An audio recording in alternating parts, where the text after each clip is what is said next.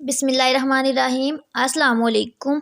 MTH 501 का quiz 1 आपका आ गया है और इसको अटैम्प्ट करने की आज लास्ट डेट है। तो आज की वीडियो में मैं आपको बताऊंगी कि आपने 501 के क्विज़ की प्रिपरेशन कैसे करनी है, कौन कौन सा क्विज़ आ सकता है। तो वीडियो को स्टार्ट करते हैं। सबसे पहले देखते हैं लेक्चर नंबर 11 में मैट्रिक ऑपरेशन में। तो इसमें यहाँ पे आपसे पूछ सकते हैं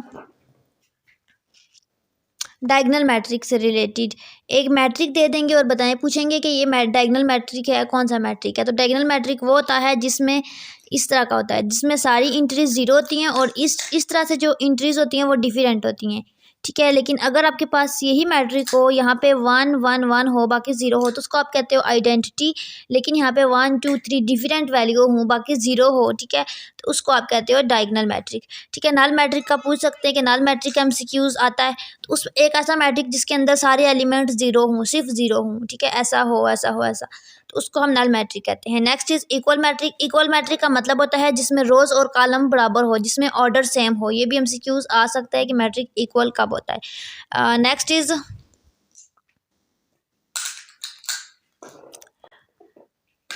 negative of a matric is ये -1, ये MCQs आ सकता है। एंड नेक्स्ट मैट्रिक मल्टीप्लिकेशन से रिलेटेड आ सकता है कि मैट्रिक की मल्टीप्लिकेशन हम कब कर सकते हैं, ये MCQs आता है। ये वाला कि आपको दो मैट्रिक गिवन है A और B, और आपने बताना है कि जब A B को मल्टीप्लाई करेंगे तो आपके पास आंसर क्या आएगा, ठीक है। तो यहाँ पे देखें, आपके पास A मैट्रिक में 2 रो और 2 कॉलम थे, इसका ऑर्डर 2 क्रॉस 2 था, ठीक है, ये अपने माइंड में रखना है। B का मैट्रिक का ऑर्डर क्या है, 2 रो और 3 कॉलम, ठीक है, 2 क्रॉस 3। अब आपके पास जो न्यू इसका आंसर आएगा मल्टीप्लाई करके, वो आपके पास इसका पहला और इसका आखिरी लफ्ज़ आएगा, यानी कि इसका ऑर्डर 2 क्रॉस 3 होगा। ये MCQs आता है। अच्छा, इसका देख लेते हैं क्या 2 क्रॉस 3 है। यहाँ पे देखें, जी हाँ, जो आंसर आया उसमें 2 रो हैं और 3 कॉलम है, यानी कि इसका ऑर्डर 2 क्रॉस 3 है। ये MCQs भी आ जाता है। Next is product of matrix, ठीक है, इतने ज़्यादा मुश्किल नहीं आते। Next row column for the no read out कर लीजिएगा। देन लीनियर ट्रांसफॉर्मेशन से रिलेटेड MCQs आता है एक। मैट्रिक की प्रॉपर्टी आपने सही तरह से देखनी है। मैट्रिक में कौन कौन सी प्रॉपर्टी आती हैं, associative, distributive, right distributive, scalar, identity, ठीक है। एंड देन नेक्स्ट इज, अच्छा, ये आपने याद रखना है कि A B is not equal to B cross A। हर केस में ये इक्वल नहीं होगा। कम्यूटेटिव प्रॉपर्टी, ये कम्यूटेटिव प्रॉपर्टी होल्ड कर दिया है, लेकिन हर केस में कम्यूटेटिव प्रॉपर्टी नहीं होगी। Then power of matrix, transpose of matrix से रिलेटेड आ जाता है।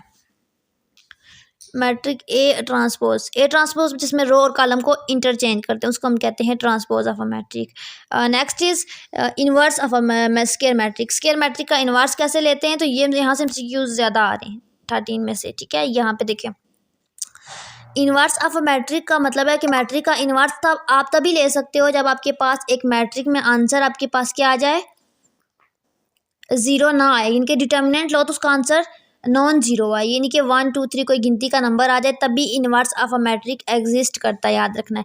इनवर्टिबल मैट्रिक होता है कि एक स्क्वायर मैट्रिक हो, ठीक है, ठीक है, एक स्क्वायर मैट्रिक है जिसमें दो स्क्वायर मैट्रिक्स में यूँ 2 रो और 2 कॉलम हो, यानी कि रो कॉलम इक्वल हो, ठीक है, उसका आप इनवर्स लो तो आपके पास एग्जिस्ट करे, यानी कि उसका आंसर आपके पास एग्जिस्ट करे, तो उसको आप कहते हो इनवर्टिबल मैट्रिक।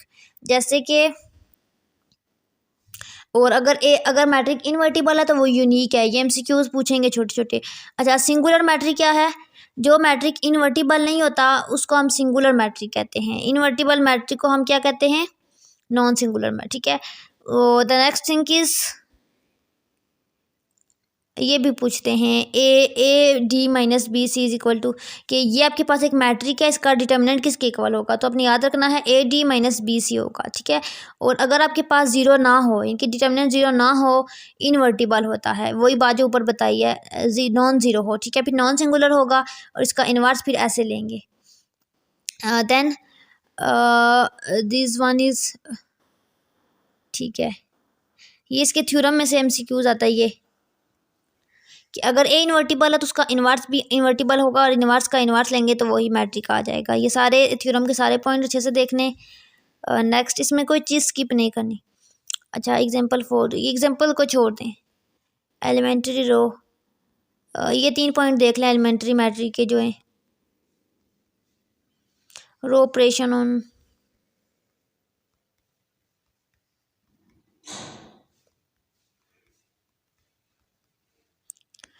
13 में आपके पास ये system of linear equation by matrix inversion, तो यहाँ से आपके पास ये MCQs पूछ सकते हैं। देन यूनिकनेस में नहीं,